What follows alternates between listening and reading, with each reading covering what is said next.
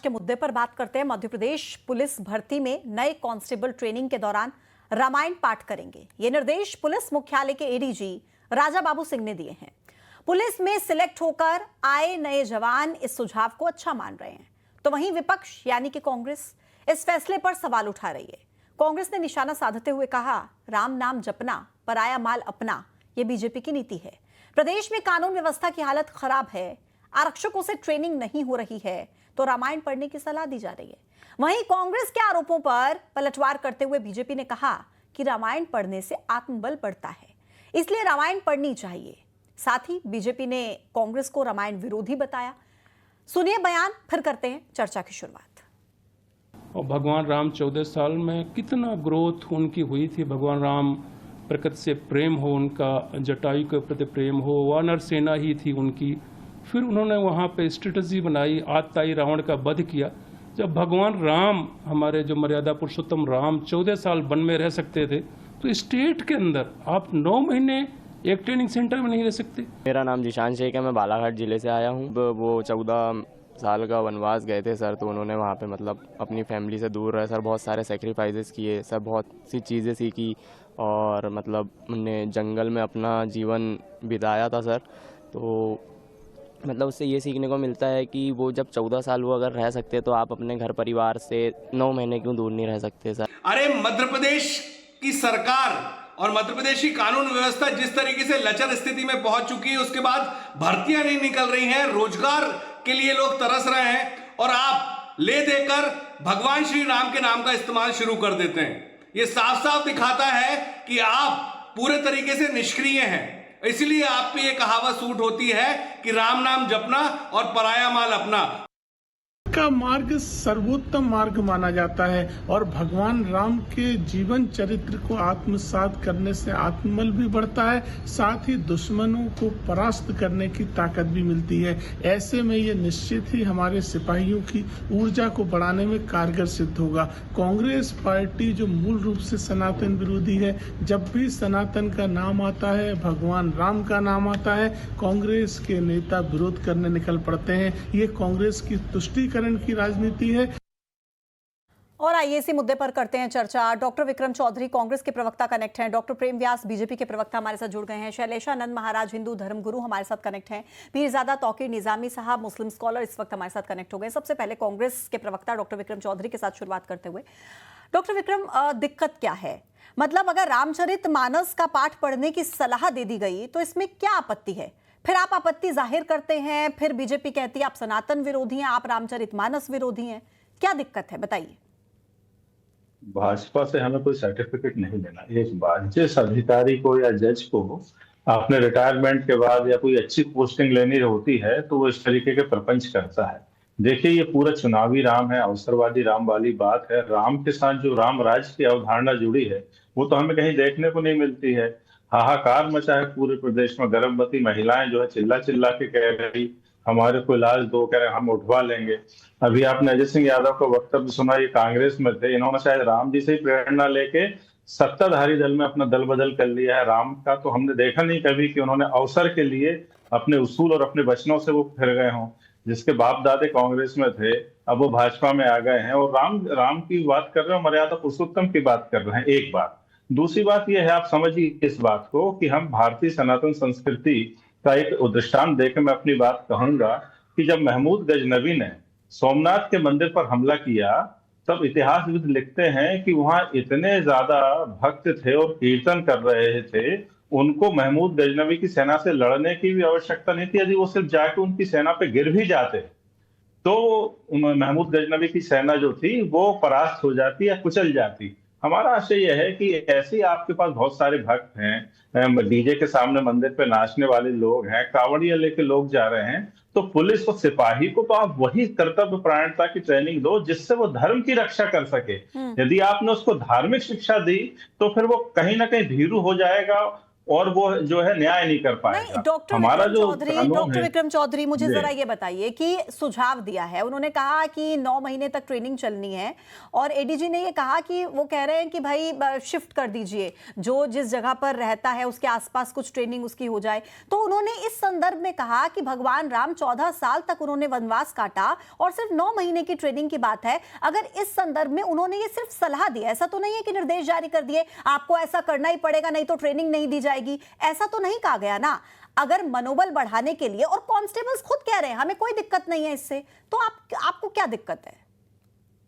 हमें कोई दिक्कत नहीं है, ना हमें रामचरितमानस से दिक्कत है, ना भगवान राम से दिक्कत है। लेकिन एडीजे साहब जो कर रहे हैं उससे दिक्कत है कि वो झोला छाप फकीर थोड़ी है। लेकिन क्या होता है मैडम, जब 5वीं पास राजा को कन्विंस करना रहता है, उसके सामने अपनी नंबर बढ़वाने रहते हैं, तो चाहे वो एडीजी हो चाहे डीजी हो। अभी डीजी ने कहा था कि विधायकों को भी पुलिस वाले सलूट मारेंगे, एडीजी साहब इस टाइप के दृष्टांत दे रहे हैं। जबकि हम देख रहे हैं कि 20 साल से कानून व्यवस्था इतनी ज्यादा गिर चुकी, इतनी ज्यादा खराब है कि आप रामचरितमानस को जहां आपको उपयोग में लाना चाहिए आप वहां उपयोग में लाए। वहां भारतीय दंड संहिता के बारे में कोई रेफरेंस नहीं दे पाए एडीजी साहब। क्या वो इतने पढ़े लिखे और विद्वान आदमी, आईपीएस ऑफिसर हैं, तो जो अभी नई जो न्याय नीति बनी है उसके बारे में क्यों नहीं बोलते हैं? और क्या धार्मिक दृष्टांत को दे दे के ही आप कर्तव्य परायणता सिखाएंगे? मैं फिर से कह रहा हूं कि धर्म की रक्षा करना है तो सैनिक शिक्षा दीजिए, धार्मिक शिक्षा देंगे तो महमूद गजनवी फिर से आक्रमण कर देगा। ठीक है डॉक्टर विक्रम। डॉक्टर प्रेम व्यास, आपके पास आते हुए मुझे बताइए सर, संविधान के हिसाब से देश चलेगा, कानून संविधान के हिसाब से चलेगा, आस्था हर किसी का व्यक्तिगत विषय है, तो अगर ऐसे कहा जा रहा है कांस्टेबल्स को कि आप रामचरितमानस पढ़िए, एक धर्म विशेष को लेकर उनको कहा जा रहा है, तो सवाल उठा रही है अब इस पर कांग्रेस कि आप लोग कानून व्यवस्था तो संभाल नहीं पा रहे हैं, धार्मिक शिक्षा देने की बात कर रहे हैं। डॉक्टर प्रेम, देखिए पूजा जी, मुझे तो लगता है अभी जो मैंने उद्बोधन सुना इतनी हिंकारत भरी है आज भी राम जी के खिलाफ। यही लोग थे ना जो राम जी के मंदिर के खिलाफ खड़े थे, जो पोटिशन साइनेट कह रहे थे, जो गीता को कह रहे थे कि जिहाद का संदेश देता। अच्छी बात करी इन्होंने मोहम्मद गजनवी की। यही लोग थे उस समय जो जयचंद की भूमिका में थे और पृथ्वीराज सिंह चौहान को हरा रहे थे। यही लोग थे जो मिर्जा राजा की भूमिका में थे और शिवाजी को घेरने का कार्य कर रहे थे। यही लोग थे जो जयसिंह की भूमिका में थे और महाराणा प्रताप के खिलाफ कार्य कर रहे थे। ऐसे ही लोग तो थे जिसके कारण गजनवी ने आक्रमण करा और वो जीत पाई। प्रभु राम के चरित्र को लेकर अगर ये बात करते हैं तो प्रभु राम का जो जीवन चरित्र चित्रण है वो न्याय है, तपस्या को लेकर आदर, संस्कार, शौर्य की प्रतिमूर्ति रहा है। और भगवान राम फंडामेंटल राइट वाले पेज पर बाबा साहब ने क्यों रामकृष्ण भगवान का जो है मूर्ति लगाई, चित्र लगाया था? बताइए आप। ये तो धर्म तत्व जय, ये सर्वोच्च न्यायालय के एनवलप पे क्यों लिखा गया है? हटवा दीजिए उसको। धम्म चक्र प्रवर्तना है, ये लोकसभा में क्यों लिखा गया है? एडीजी राजा बाबू साहब की बात करो, सुन लीजिए, वो कोई पोस्टिंग चाहते हैं, आरटीओ वगैरह हम जाना चाहते हैं, इसलिए राम राम करने लगे। और ये कांग्रेस के चरित्र को मैं सुन रहा था। अरे अभी राजा बाबू सिंह की बात करो आप, हमारे उनको आरटीओ पोस्टिंग चाहिए क्या? कार्यक्रम करिए, आप अच्छे प्रवक्ता हैं और बड़ी कहाँ का आप सर प्लीज, राजा बाबू सिंह की बात करो। बात क्यों? ये देखिए समस्या क्या है कि राम देख के सुनी चरित्र तुम्हारे, जड़ मोही बुध हो ही सुकारे, तुम जो कहो करो सब साचा, जस काछी तस चाहिए नाचा। जैसा चरित्र वैसा नाचना पड़ेगा। जिस दल में है वैसे ही यहाँ पर प्रतिवाद और जो है शरीर के रूप दिखाने ही पड़ेंगे। मैंने जो 3-4 बातों का उल्लेख यहाँ पर कहा है, ये तो धर्म तत्व जो क्यों लिखा गया? बताइए बात, सिख रेजिमेंट उसका युद्ध उद्घोष क्या है? उसके बाद में गढ़वाल रेजिमेंट उसका युद्ध उद्घोष क्या है? बद्री विशाल की जय। उसके बाद राजपूतों का युद्ध उद्घोष क्या है? राजा रामचंद्र की जय। ये सारी रेजिमेंट कांग्रेस के समय बनी है, आपने एक भी रेजिमेंट नहीं बनाई। ठीक है डॉक्टर विक्रम, मेरे 2 और मेहमान हैं, मैं उनसे भी ओपनिंग कमेंट ले लूं। सर प्लीज एक एक करके आप अपनी बात रखिए, संयम रखिए, संयम रखिए। डॉक्टर विक्रम, मैंने आपको पूरा समय दिया सर, मैंने आप ही के साथ शुरुआत की, आपको समय दिया, अपनी अपनी बारी में बोलिएगा, मैं दोबारा से लौटूंगी आपके पास। शैलेशानंद महाराज जी, सर बताइए, आप बताइए कि अगर रामचरितमानस पढ़ने के लिए कहा जा रहा है, सुझाव दिया जा रहा है ताकि उनकी जिंदगी से, राम जी की जिंदगी से सीखें कांस्टेबल्स और फिर आगे उनकी ट्रेनिंग में इन सब चीजों को ऐड किया जाए, इसे आप क्या मानते हैं, सही है या गलत है? देश धर्म के हिसाब से चलेगा या संविधान के हिसाब से? देखिए, संतों का एक निजी मत होता है कि वो जिस भी देश में जाते हैं, जिस भी भूमि पे जाते हैं, वहाँ का वनस्पति, वहाँ की औषधि, वहाँ का जीवन शैली, वहाँ का पूजा पद्धति, वहाँ की सुरक्षा पद्धति, वहाँ का आंतरिक गृह व्यवस्था, इन सब का अध्ययन करते हैं और वही स्थिति सैनिकों की होती है, यानी वही स्थिति जो है सुरक्षा कर्मियों की होना चाहिए। रामचरितमानस पढ़ाने में कोई आपत्ति नहीं है, आप रामचरितमानस पढ़ाइए, आप मिन कैंप भी पढ़ाइए, हिटलर की जो ऑटोबायोग्राफी ना वो भी पढ़ाइए। क्या होता है, हमारे जो पुलिस कर्मी हैं उनका आने वाला जो जीवन रहने वाला है हमारी राष्ट्र की सुरक्षा के लिए लेने वाला है, तो उनको पहले से ट्रेनिंग होनी चाहिए कि कौन सा विचार किस प्रकार के आवरण के साथ में आता है, किस प्रकार की जीवन शैली के साथ में आता है, चाहे अपराधी क्यों ना हो। तो हमें उनको अध्ययनशील बनाने के लिए उनके ट्रेनिंग मॉड्यूल के अंदर मैं तो ये बल्कि और सुझाव देने वाला था, राजा बाबू सिंह जी से 2019 के अंदर मेरी विस्तृत चर्चा हुई है, क्योंकि बड़े आध्यात्मिक प्रवृत्ति के व्यक्ति हैं। वो प्रयागराज कुंभ में मैंने उन्हें कहा कि यदि आपकी पुलिस को जहां जहां पर हमारे जो लोक नायक हैं, चाहे वो हमारे धर्म क्षेत्र के हो, चाहे हमारे यहाँ के जैसे उधम सिंह हो, भगत सिंह हो, ये इस प्रकार के जो लोक नायक है, इन्होंने जिस जीवन शैली को देखा है, जिस जीवन शैली का सामना इन्होंने किया है, जो चुनौतियों का सामना किया है, उन स्थानों पे इनको ले जाएंगे तो इनके लिए मोरल बूस्टिंग का काम होगा, इनके लिए प्रशिक्षण का काम होगा। ठीक है। तो एक प्रशिक्षण शैली के अंदर सब प्रकार का अध्ययन होना आवश्यक है, इसलिए रामचरितमानस का अध्ययन करवाने से निश्चय ही बेनिफिट मिलेगा, कोई नुकसान नहीं होने वाला है, बशर्ते इसका राजनीतिक दोहन न हो। ठीक है। पीरजादा तौकीर निजामी साहब, बताइए, आपको भी इस पर कोई आपत्ति, क्या कहेंगे इस पर? देखिए पूजा जी, बहुत शालीनता के साथ आपके इसमें मैं कहना चाहता हूं, बहुत धैर्य से मैं सबको सुन रहा था। मेरा निवेदन है कि मेरी बात को भी सुना जाए। मैं कहना चाहता हूं कि जो है राजा बाबू सिंह जी सबसे भ्रष्ट कहलाता है यही पुलिस का पूरा के पूरा विभाग। और आप देख लीजिए कि कोई सा भी थाना हो, अगर आप ये कह रहे होते कि बाबा साहब अंबेडकर जी का संविधान जिसकी शपथ लेकर आप लोग बैठते हो, जिस संविधान की धज्जियां उड़ाने के लिए आप तैयार हो, और जो पूरे मध्य प्रदेश में देखिए हर थाने में जो मंदिरें बना के रखी हुई हैं, क्या पूजा कम पड़ रही है?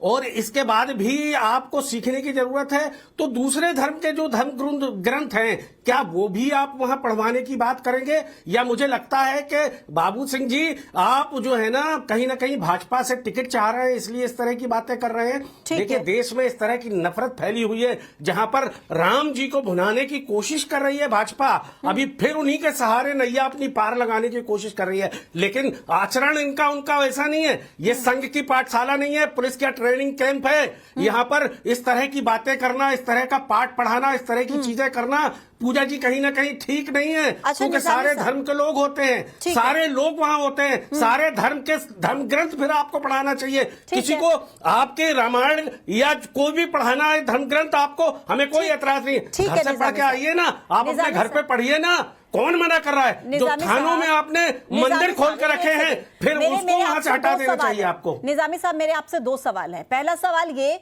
कि आपको इस बात से दिक्कत है कि रामचरितमानस पढ़ने की सलाह क्यों दी गई, या आपको इस बात से दिक्कत है कि सिर्फ रामचरितमानस पढ़ने की सलाह क्यों दी, कोई और धार्मिक ग्रंथ पढ़ने की भी सलाह दे दी जाए? दूसरा सवाल मेरा आपसे यह है कि केवल सलाह दी गई है, इसे अनिवार्य नहीं किया गया, अपने विचार उन्होंने साझा किए कि आप वहां पढ़िए रामचरितमानस को, वहां से सीखिए। इन दोनों सवालों का आप जवाब दीजिए, आपको दिक्कत किस बात से है? देखिए मुझे दिक्कत इस बात पर है कि आपने सारे धर्मों के सारे लोग होते हैं ट्रेनिंग कैंप में, हिंदू होते हैं, मुस्लिम होते हैं, दलित होते हैं, ईसाई होते हैं, सारे लोग होते हैं, तो सारे धर्म ग्रंथ आपको वहां पढ़ाना चाहिए। और कहीं ना कहीं मुझे लगता है कि जो इस तरह की बातें करना कहीं ना कहीं बीजेपी और संघ के करीब जाने जैसी कोशिश आप दो बातें कर रहे हैं। बाबू राम जी को निजामी जी, आप दो बातें कर रहे हैं। आप कह रहे हैं सारे धर्म ग्रंथ पढ़ाने चाहिए, या तो आप ये कहिए कि कानून के हिसाब से, संविधान के हिसाब से आपका ये पक्ष मुझे समझ में आता है, लेकिन आप कह रहे हैं कि सारे, आप किस बात के? आप रामचरितमानस से वही तो कह रहा हूं कि ये धर्म और आस्था कहां से आ गई यहाँ पुलिस ट्रेनिंग में? ठीक है, बिल्कुल। पुलिस ट्रेनिंग में संविधान को पढ़ाया जाना चाहिए और इनको बताना चाहिए कि अच्छे आचरण करिए। जो भ्रष्टाचार के आरोप पुलिस पर लगते हैं वो भ्रष्टाचार के आरोप ना लगे, इस तरह की ट्रेनिंग देनी चाहिए आपको। संविधान पढ़ाओगे, बाबा साहब का संविधान जब पढ़ाओगे तो संविधान के हिसाब से आचरण करेगा ना आदमी। डॉक्टर प्रेम व्यास, बताइए जरा कि कानून किसके हिसाब से, मतलब अगर आप एक धार्मिक ग्रंथ पढ़ने के लिए सलाह दे देंगे, तो अगर कल को कोई और दूसरी धार्मिक ग्रंथ को पढ़ने की सलाह दे दे, तो फिर क्या आपको यह भी मंजूर होगा? नहीं, आप देखिए ना, संस्कार और संस्कृति कहाँ से आ रहे हैं? दुनिया का इतिहास भरा पड़ा है जहाँ पर भाई भाई को मारकर गद्दी पर चढ़ाए, अपने पिता को जो है 2 बूंद पानी के लिए तरसाता है, तो क्या हम उसको पढ़ाएंगे?